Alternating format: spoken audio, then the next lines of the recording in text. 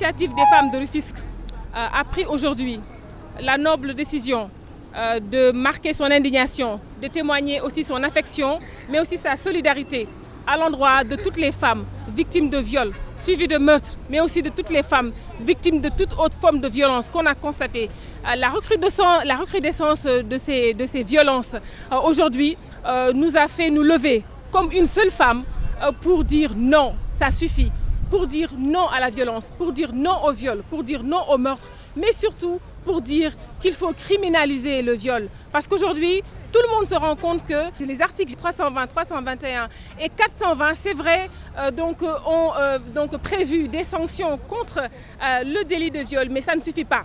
Parce que justement, il faut des mesures plus coercitives. Et ces mesures coercitives ont pour nom criminalisation du viol, ont pour nom alourdissement des peines à l'endroit justement de ces personnes qui n'ont aucune dignité humaine, parce que la femme, c'est l'homme avec un grand H, la femme c'est la vie. C'est aussi une initiative de sensibilisation, mais pas que.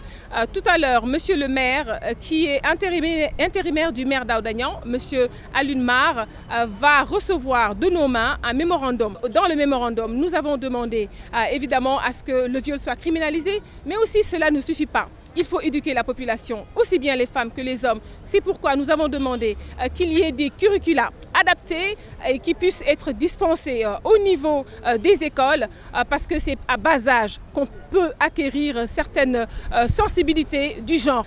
Lorsque monsieur le président de la République, monsieur Macky Sall, faisait sa prestation de serment, il a parlé beaucoup du cadre de vie. Mais le cadre de vie aussi, la sécurité fait partie intégrante du cadre de vie. On ne peut pas aujourd'hui vivre sainement si on a la peur au ventre. Aujourd'hui, qu'on soit voilé, qu'on ait justement un couvre-chef ou qu'on ne soit pas voilé, nous sommes toutes logées à la même enseigne, nous sommes exposés et cela suffit. Nos filles souffrent, nos sœurs souffrent, nos mamans souffrent, nous souffrons dans notre chair.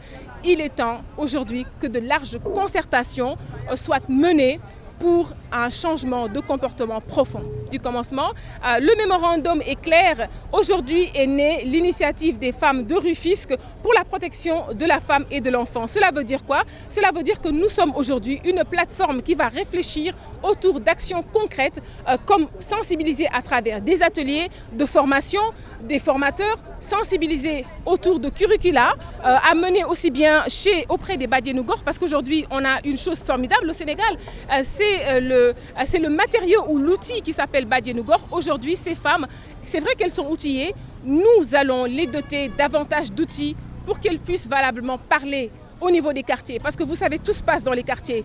Parce que les quartiers abritent les maisons et tout se passe dans les maisons. Dans le secret des foyers, aujourd'hui, c'est vrai, il y a eu feu Binta Kamara à qui nous rendons hommage.